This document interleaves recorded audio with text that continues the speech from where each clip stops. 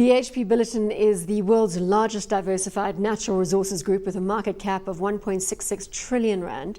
It was created by Brian Gilbertson in 2001 through the merger of the Broken Hill Proprietary and Billiton. It trades on a price to earnings ratio of 13.7 and a dividend yield of 3.5%. This has also long been the favorite of many fund managers in the South African universe. And long a favorite of my company too. We've owned them a long time. We've watched them a long time. They've done a lot of work on the portfolio. They're obviously focused on iron ore in Western Australia, in copper in Chile, and then oil and gas. Yeah, there's a couple of other things, but those are the core pillars of the company. No longer run by a South African. That's terrible. Marius Kloppers is out. Andrew Mackenzie's in. Andrew Mackenzie's in. He seems to be a sort of Scottish cost cutter. But maybe that's what the industry needs right now, because they've got the best assets, there's no doubt. Best assets in the industry.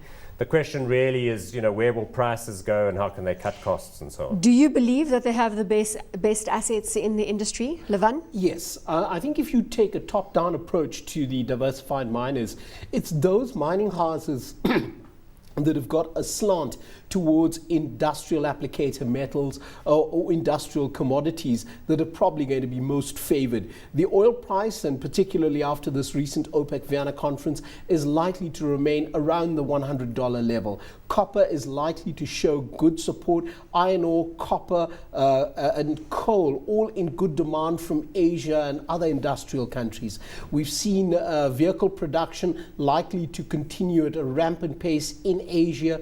Demand is there, and all of these commodities find their way into a growing world. So for those reasons, I think that the commodity prices will continue to be buoyant. BHP Billiton in particular has a geographical risk mix. It has a currency risk mix and a very good commodity risk mix. Whilst they still do contain a small element of precious metals, I would call it an industrial commodity. If you believe that the party is not over in the diversified miners, then wouldn't it be fair to make a substantial allocation to the heavyweight, as you've clearly pointed out, BHP Billiton, and put it in the bottom drawer and wait for the recovery? That's an excellent strategy. And the fact is they've positioned themselves in two growth commodities. The one is potash, which is obviously the whole fertilizer, 7 billion people to feed narrative. And then they've positioned themselves in oil in the Gulf of Mexico mostly, and then also shale gas assets. They were criticized for spending a lot there, but as we've seen, shale gas and shale oil is the future of oil consumption in the United States. So I think on a number of scores, this is the one to own. And I just think they are not appreciated to the extent that they ought to be in America, which is the most important stock market in the world. So I think what management needs to do is to relocate the head office from Melbourne, I think, is where it is, to the United States of America. The key risk here, Levan touched on it earlier, is the China story. We will not be able to save the diversified miners or any related commodity stock from serious downside if we see the numbers out of China slipping further. Unfortunately, growth is slowing down in China, but let's admit that growth is still on the positive.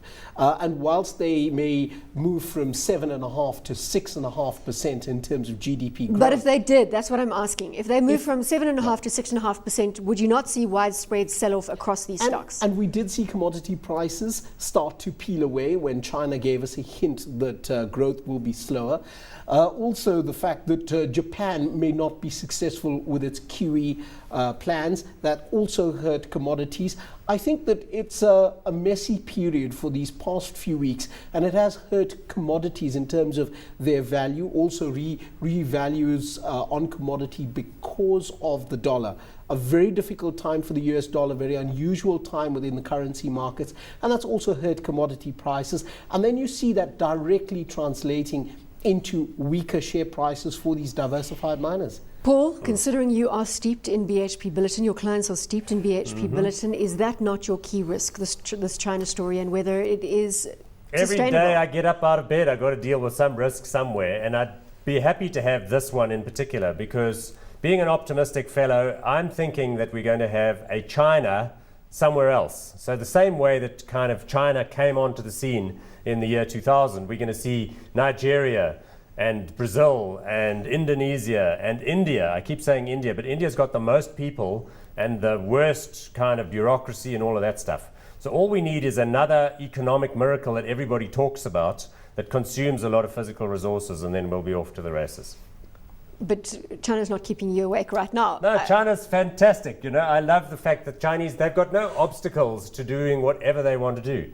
So if they want to raise 1 million pigs and feed the people that way, or move 300 million people from the rural areas to the cities, then they just do it. They don't have political issues. I think we need a China expert on the show. Hot or not on BHP Bulletin. No, I like it. I'm hot. Levan, hot or not? I'm hot.